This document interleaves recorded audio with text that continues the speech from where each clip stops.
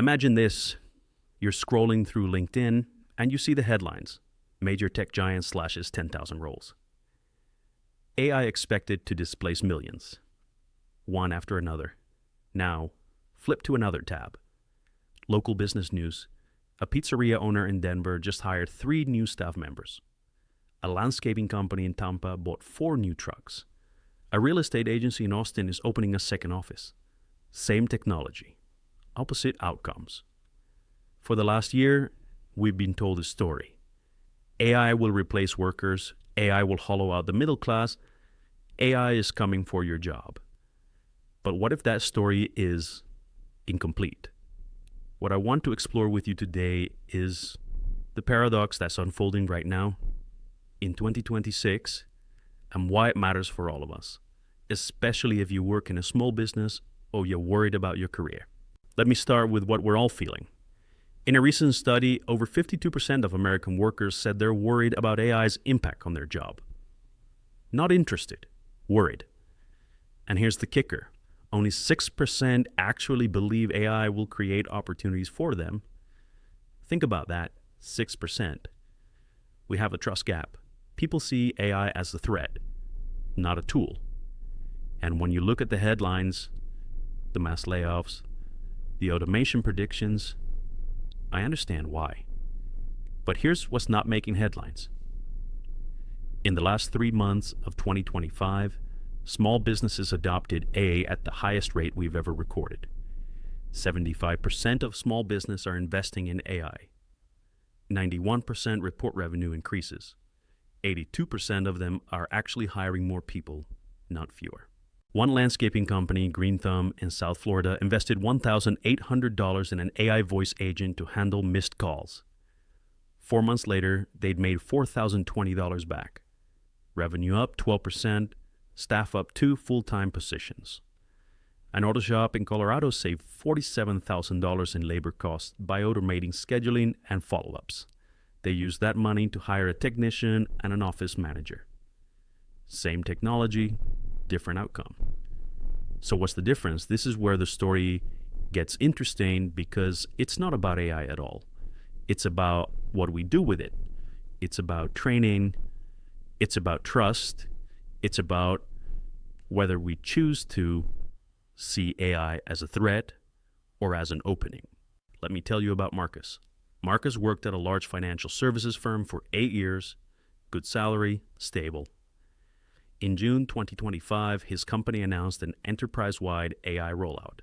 New software, new tools, supposedly designed to make his job easier.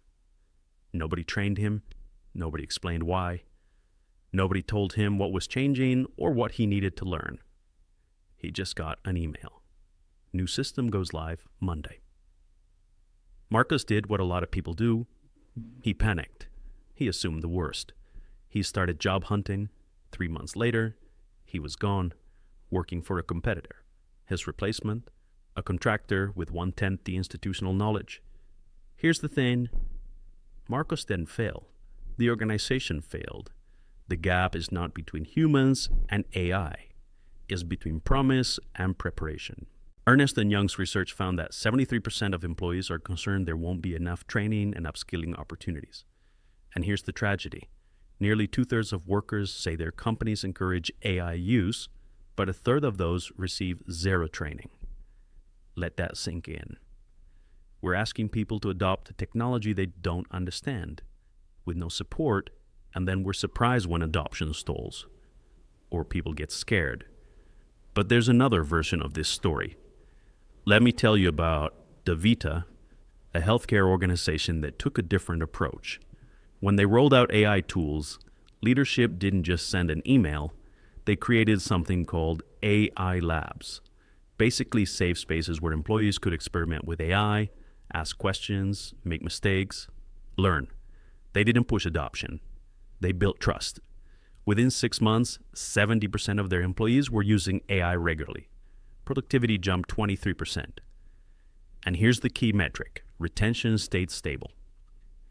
People weren't running for the exits. They were running toward the future. The difference, transparency, and hands-on education. Now, Here's where I want to shift the conversation, because there's a bigger paradox unfolding, and it's about the future of work itself. Large enterprises are consolidating roles. A company with 50,000 employees can afford to absorb a 10% workforce reduction by automating middle office tasks. They have scale, they have capital, so they do it. But small businesses operate on a different logic. When a small business owner deploys an AI tool, say a voice agent to handle customer calls, they don't fire the customer service person. They keep that person and redeploy them. Suddenly, that person is analyzing call data to improve the product, or they're handling complex customer issues that the AI can't solve, or they're building relationships with high-value clients. The work doesn't disappear, it transforms. And here's what's wild. Because they're growing faster than their competitors. Because they have 12 extra hours per week per employee that used to be spent on routine tasks. They're hiring. The Wharton School just released a study showing that 49% of enterprise leaders expect AI to lead to more junior roles, specifically AI-related roles. These aren't the same jobs as before. These are new jobs. They're junior positions, but they're positions in an economy where AI is native. Think about that. A generation of workers is going to grow up learning AI the way we learned email or spreadsheets.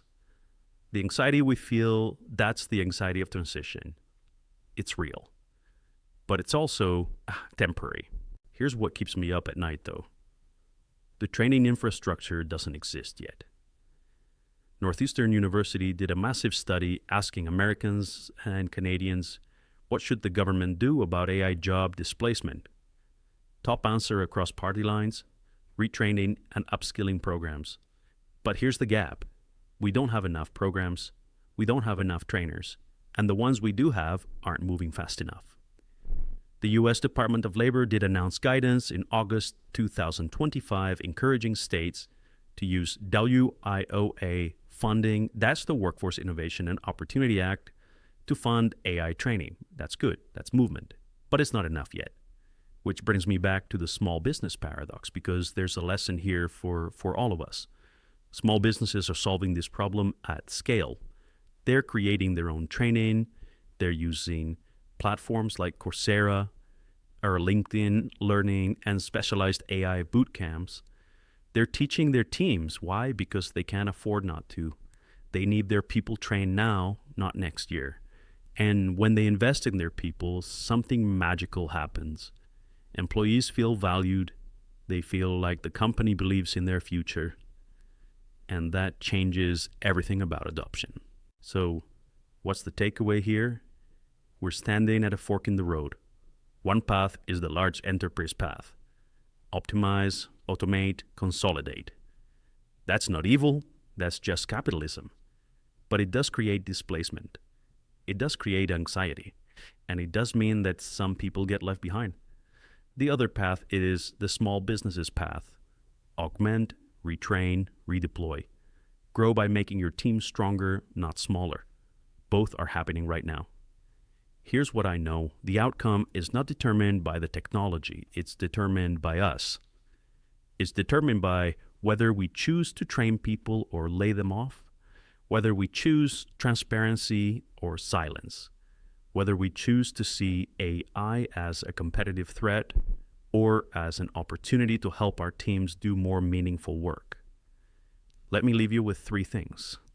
First, if you're an employee worried about your job, the data says something interesting. The jobs that are disappearing are routine, repetitive jobs.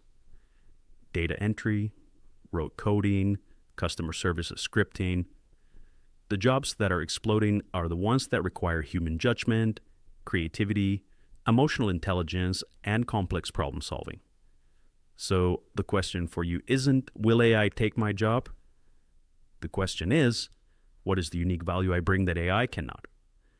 And the answer to that question should shape how you spend the next 6 months. Learn AI. Not to replace yourself, to make yourself more valuable. If you can understand what your AI tools can and can't do, you become indispensable. Second, if you're a business leader, invest in training before you invest in the tools. I know that sounds backward, but the companies winning right now aren't the ones with the fanciest AI. They're the ones whose people understand it, trust it, and can use it creatively. And I mean real training. Not an email, not a 1-hour webinar. Hands-on, ongoing, personalized learning paths. That's the difference between 30% adoption and 85% adoption. Third, if you're a policymaker, we need an emergency scaling of workforce development, not in 5 years. Now, WIOA funding is a start, but it's not enough. We need partnerships between government, industry, and education. We need to fund AI boot camps the way we fund community colleges. We need apprenticeships. We need to make sure that the small business workers and the entry-level workers get the same opportunities to learn AI as the Stanford computer science grads. Because if we don't, we're not building the future we could have. We're building two futures. One where some people thrive in the AI economy, and one where others are left behind. Here's what I believe.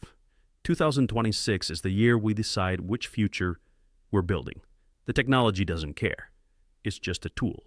A very powerful tool, but a tool nonetheless. The choice is ours. So here's my challenge to you.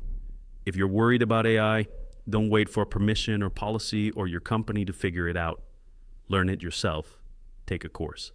Spend an hour a week understanding how these tools work.